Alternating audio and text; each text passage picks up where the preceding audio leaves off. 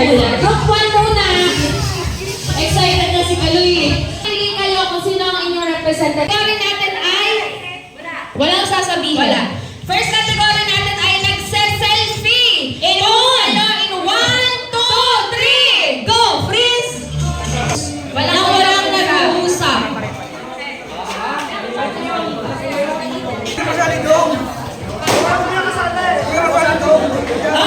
Okay, for our first category, praise and worship. And 1, 2, 3, pose! Freeze po. For group 3, group 3 ay 1 point.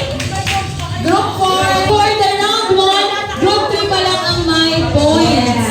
2 points. Ay, 2 points. 2 points na for group 3. 1 points for group 3.